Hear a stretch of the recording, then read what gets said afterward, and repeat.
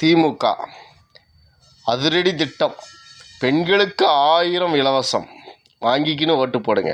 எடப்பாடியார், நான் 2000 கொடுக்குறேன், வாங்கின்னு ஓட்டு போடுங்க. நடிகர் விஜய், 2500 தரேன், 500 போட்டு தரேன், எனக்கு வாக்களியுங்கள். சரி, இந்த வரி பணம் எங்கேருந்து, இந்த பணத்தை எங்கேருந்து கொடுப்பாங்க? ஏதாவது நாடு இலவசமாக கொடுக்குமா? கொடுக்காது. நீங்கள் ரீஸ்ட் பண்ண போகிறீங்களே, சொத்து வரி, வீட்டு வரி, தண்ணி வரி, சோப்பு வரி, ஷாம்பு வரி, பெட்ரோல் வரி, கார் வரி, பைக்கு வரி, இன்னும் வரியோ வரி, எல்லாத்துக்கும் ஏற்றி உன் தலையில் தான் வந்து விழும். இது எப்படி தெரியுமா? எந்த வேலைக்கும் போக மாட்டேன், ஆனால் சும்மாவே உட்காந்து செலவு பண்ணால் அந்த குடும்பம் இருக்குமா, அந்த சொத்து இருக்குமான்னு கொஞ்சம் சிந்திச்சு பாருங்கள். விற்று தான் சாப்பிட்ணும். தமிழ்நாட்டோட நிலையும் அதுதான். ஒன்று செய்யுங்க, இந்த 3 பேரை ஆளுக்கு ஒரு டம்ளர் எடுத்துகிட்டு போய் சீமான்கிட்ட கொடுங்க.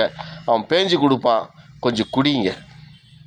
சாரி, பேஞ்சு கொடுப்பான்னா பிடிச்சி கொடுப்பான் குழாயிலிருந்து, கொஞ்சம் குடிங்க.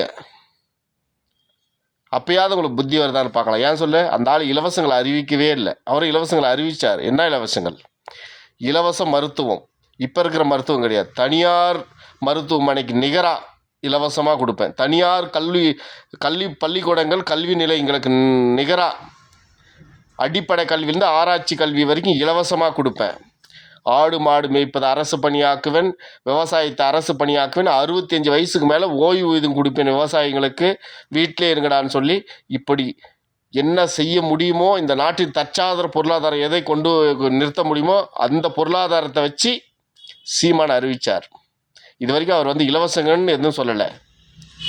அதனால் ஒன்று செய்யுங்க, நேராக போங்க சீமான் விட்டாண்ட, 3 பேருக்கும் பிடிச்சி கொடுப்பான், டம்ளரில் வாங்கின்னு வந்து குடிங்க. அப்போயாவது உங்களுக்கு புத்தி வருதா பார்க்கலாம். ஏன்னா 15 வருஷமாக அந்த ஆள் இலவசங்களை சொல்ல. வீட்டுக்கு வந்தால் 1000 கொடுப்பேன், 2000 கொடுப்பேன், கார் கொடுப்பேன், பஸ்ஸு கொடுப்பேன், அப்படிலாம் சொல்லலை. அவர் இலவசமாக மருத்துவமனையை சொன்னார், இலவசமாக கல்வியை சொன்னார், இலவசமாக விவசாயத்தை ரெடி பண்ணுவோன்னு சொன்னார். அவருடைய இதான் சொல்கிறேனே, ஆளுக்கு ஒரு டம்ளர் எடுத்துகிட்டு போயிடுங்க, பெஸ்ட்டு.